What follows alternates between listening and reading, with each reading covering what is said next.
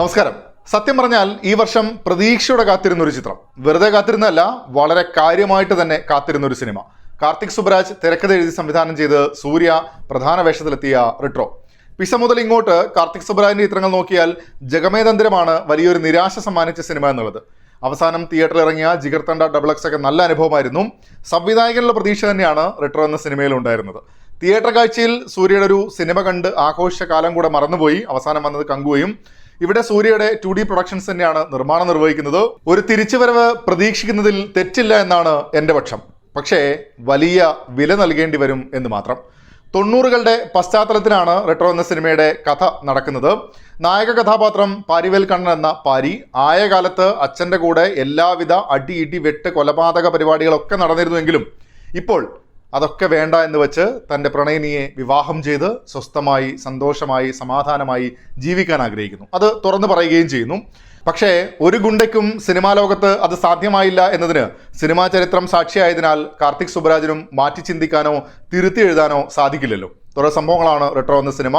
നമ്മുടെ പ്രധാന കഥാപാത്രത്തിനെ പരിചയപ്പെടുന്ന സമയത്ത് അയാളുടെ അവസ്ഥ എന്താണ് എന്നത് മാത്രമേ സൂചിപ്പിച്ചിട്ടുള്ളൂ. കഥയും സംഭവങ്ങളും കഥാപാത്രങ്ങളും സംഭവ വികാസങ്ങളുമായി ശേഷം ലോകം ഇങ്ങനെ നീണ്ടു നിവർന്ന് കിടക്കുന്നുണ്ട്. ആക്ഷനും പ്രണയവും ഇമോഷനും മിത്തും പൊളിറ്റിക്സും ഒക്കെയായി അവിയൽ പരുവമാക്കി നമുക്ക് മുന്നിൽ കാർത്തിക് സുബ്രാജ് അവതരിപ്പിക്കുമ്പോൾ കഷ്ണങ്ങൾ മിക്കതും പാതി മാത്രം വെന്ത് പല ശ്രമങ്ങളും വെറുതെ ആയിപ്പോയല്ലോ എന്നുള്ള ഒരു വിഷമം മാത്രം ബാക്കിയാവുന്നു. പാരിയായിരുന്നത് സൂര്യയാണ്. ഈ കഥാപാത്രത്തിൻ്റെ ഒരു യാത്ര തന്നെയാണ് ചിത്രം പറയുന്നതും. സ്റ്റൈലിഷായി തന്നെ ഈ കഥാപാത്രത്തെ ഇൻട്രൊഡ്യൂസ് ചെയ്യുന്നുമുണ്ട്. ഉടനീളം സൂര്യ നന്നായി പണിയെടുത്തിട്ടുമുണ്ട്. അതിൽ തന്നെ ആക്ഷൻ സീക്വൻസുകളിലൊക്കെ നല്ല പ്രകടനമായിട്ട് തന്നെയാണ് അനുഭവപ്പെട്ടത്. സൂര്യയുടെ തന്നെ ചില സിഗ്നേച്ചർ പരിപാടികൾ ഈ സിനിമയിലും നമുക്ക് കാണാൻ സാധിക്കും. അതേസമയം ചുരുക്കം ചിലയിടങ്ങളിൽ നന്നായി സ്ട്രഗിൾ ചെയ്യുന്ന സൂര്യയും കാണാം. പൂജ ഹെഗ്ഡെയാണ് നായികയായ രുക്മിണി എന്ന കഥാപാത്രമായിട്ട് എത്തുന്നത്.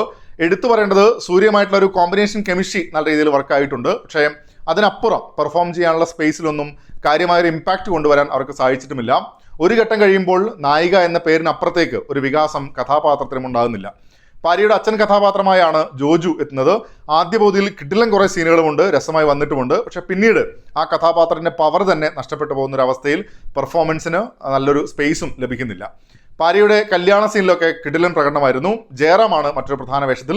ചിരിപ്പിക്കാനുള്ള സീനുകൾ വലുതായി ചിരി സമ്മാനിച്ചായിട്ട് എനിക്ക് അനുഭവപ്പെട്ടില്ല. വിദ്യാശങ്കർ നീലമേഘം എന്ന വിധുവാണ് മറ്റൊരു പ്രധാന വേഷത്തിൽ സിനിമയിലെത്തുന്നത്. വലിയൊരു ഹൈപ്പ് കൊടുത്ത് ഈ കഥാപാത്രത്തെ ഇൻട്രൊഡ്യൂസ് ചെയ്യുമ്പോഴും ഒരു ഇമ്പാക്റ്റ് ഒന്നും സ്ക്രീനിൽ അങ്ങനെ തോന്നിയിരുന്നില്ല. അയാളുടെ ഒരു എനർജി കൊണ്ട് തന്നെ സിനിമയിലൊരു സ്പേസ് ഉണ്ടാക്കിയെടുക്കാൻ പലപ്പോഴും ശ്രമിക്കുന്നുണ്ട്. ചുരുക്കം ചിലയിടത്ത് മാത്രം അത് വർക്കായിട്ടുണ്ടെന്നാണ് എനിക്ക് തോന്നിയത്. മറ്റ് പലയിടത്തും ഇങ്ങനെ ഒരു ഏച്ച് കെട്ടിയതുപോലെയാണ് അനുഭവപ്പെട്ടത്. അത് പ്രകടനത്തിന് മാത്രം ഒരു പ്രശ്നമായിട്ട് നമുക്ക് പറയാൻ സാധിക്കില്ല, എഴുത്തിൻ്റെ കൂടെ പ്രശ്നമാണ്. നാസർ, സ്വാസിക, സുജിത് ശങ്കർ, പ്രകാശ് രാജ്, രമ്യ സുരേഷ് തുടങ്ങിയവരും സിനിമയിൽ പ്രാധാന്യമുള്ള വേഷങ്ങളിലെത്തുന്നുണ്ട്. ടെക്നിക്കലി റിച്ച് ആക്കാനുള്ള പരിപാടികൾ സിനിമയിൽ ആവോളമുണ്ട് എന്നത് സിനിമയിൽ ഉടനീളം നമുക്ക് കാണാം. തുടക്കത്തിലെ ആ കാലഘട്ടവും അതിൻ്റെ കളർ ടോണും ഒക്കെ കാണുമ്പോൾ തന്നെ നമുക്ക് ആ ഒരു റിച്ച്നെസ് പരിപാടികൾ മനസ്സിലാവും. വിഷ്വൽസ് മൊത്തത്തിൽ ഗ്രാൻഡ് ആണ് എന്ന് തന്നെ പറയാം. കഥ നടക്കുന്ന ആ ഒരു സ്പേസിനെ, അതിൻ്റെ ഒരു ആംബിയൻസിലേക്ക് പ്രേക്ഷകനെ കൊണ്ടുപോകാൻ പലപ്പോഴും വിഷ്വൽസ് തന്നെയാണ് പ്രധാന പങ്ക് വഹിച്ചിട്ടുള്ളതും.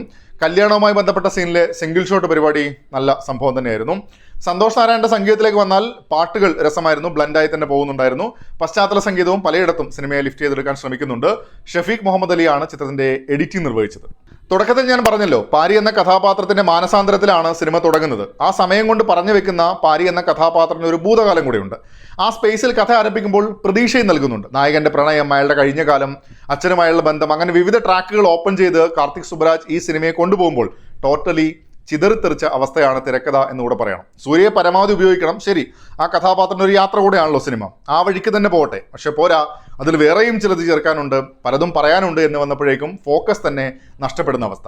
ഓരോ ചാപ്റ്ററായി കഥ പറയുമ്പോഴും എഫക്റ്റീവായി ആ ഇമോഷൻസിനെ കൊണ്ടുവരുന്നതിലേക്കും നയിച്ചിട്ടില്ല. മുന്നത്തെ ചിത്രമായ ജിഗർതണ്ട XXന്റെ നിഴൽ തന്നെ പലയിടത്തായി വരുന്നുണ്ട്. നിഴലല്ല, ഇത് താനല്ലയോ അത് എന്ന ഫീൽ പലയിടങ്ങളിലും ഈ സിനിമ കാണുമ്പോൾ ഉണ്ടായിരുന്നു. ഈ സിനിമയുടെ ഒരു പൊളിറ്റിക്കൽ എലമെന്റ് എന്നത് എവിഡന്റ് ആയി വരുന്നത് രണ്ടാം പകുതിയിലാണ്. നായകന്റെ ഒരു യാത്ര പറയുമ്പോഴും ഒരു വശത്ത് പ്രണയവും മറുവശത്ത് യുദ്ധവും വരുന്നു. ഒരു കഥ എന്ന നിലയിൽ പറഞ്ഞാൽ, പുതിയ കഥ എന്നതിലല്ല, ഒരു സ്പാർക്കുള്ള പരിപാടിയെ അനുഭവപ്പെടും റിട്രോ. മൊത്തം കഥയെ പല സെഗ്മെന്റുകളാക്കി അതിലൂടെ ഓരോ കാര്യങ്ങൾ പറയാനുള്ള ശ്രമങ്ങളൊക്കെ ആയി രസമുള്ള ചില പരിപാടികൾ സിനിമയിലുണ്ട്. പക്ഷെ ആ സ്റ്റേജിൽ നിന്നും അതിനെ എഫക്റ്റീവായി ഡെവലപ്പ് ചെയ്തെടുക്കുന്നതിൽ തിരക്കഥ വിജയിക്കുന്നില്ല എന്നതാണ് സിനിമ നേരിടുന്ന പ്രതിസന്ധി. അടിമകളും അധികാരികളും, കൃഷ്ണനും ബുദ്ധനും, പരാജയങ്ങളിൽ ചിരിക്കാൻ മറന്നുപോയ ജനതയും, കാലം തീർത്ത മുറിവുകളും തുടങ്ങി ഓരോ മൊമെന്റിലും റിട്രോയുടെ ലോകം വലുതാക്കാൻ ശ്രമിക്കുമ്പോഴും ഗ്രാഫ് താഴ്ന്നു പോകുന്നല്ലാതെ എവിടെയും ഇൻട്രസ്റ്റിംഗ് ആകുന്നില്ല. പല വഴികളിലൂടെ പോകുമ്പോഴും ഇടയ്ക്ക് പ്രേക്ഷകന് തന്നെ കൺഫ്യൂഷനാണ് നമ്മളിപ്പോൾ ഏത് വഴിയിലാണ് എന്നുള്ളത്. അത്രയേറെ സംഭവങ്ങൾ ചേർത്ത് വയ്ക്കാൻ ശ്രമിച്ച് മൊത്തത്തിൽ പാളിപ്പോയ അവസ്ഥ എന്ന് പറയാം ചുരുക്കി. പറഞ്ഞ കഥയിലും ഒരു സ്പാർക്ക് ഉണ്ടായിരുന്നു, സിനിമയായപ്പോൾ ആ സ്പാർക്കും നഷ്ടപ്പെട്ടതുപോലെ. കാർത്തിക് സുബ്രാജിന്റെ മുന്നത്തെ ചിത്രമായ ജിഗർതണ്ട XX മറ്റൊരു സ്പേസിൽ മറ്റൊരു രീതിയിൽ ചേർത്ത് വെക്കാൻ ശ്രമിച്ചതുപോലെയാണ് റിട്രോ അതിന്റെ പൊളിറ്റിക്കൽ സ്പേസിൽ എനിക്ക് അനുഭവപ്പെട്ടത്. നായകന്റെ യാത്രയിലൂടെ അത് പല കാര്യങ്ങളെയും തൊട്ടുപോകുമ്പോൾ അതിൽ ഇമോഷൻസിനെ പെർഫെക്റ്റായി ഡെവലപ്പ് ചെയ്യാനോ ബ്ലെൻഡ് ചെയ്യാനോ ഉള്ള ശ്രമങ്ങളും കാണാൻ സാധിച്ചില്ല.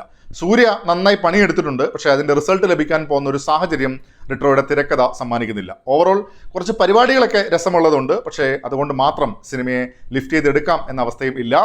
പല കാര്യങ്ങളെ പരിഗണിച്ച് പല വഴിക്ക് സഞ്ചരിച്ചു പോയ ഒരു സിനിമ, ആവറേജ് അല്ലെങ്കിൽ ആവറേജിലും താഴെ നിൽക്കുന്ന ഒരു അനുഭവമാണ് എന്നെ സംബന്ധിച്ച് റിട്രോ എന്ന സിനിമ. നിങ്ങളും സിനിമ കണ്ടിട്ടുണ്ടെങ്കിൽ അഭിപ്രായങ്ങൾ കമന്റ് ബോക്സിൽ പങ്കുവെക്കുന്നു വരുന്നു. മറ്റൊരു സിനിമയുടെ വിശേഷങ്ങളുമായി വീണ്ടും കാണാം. അതുവരയ്ക്കും ടേക്ക് കെയർ, ബൈ ബൈ.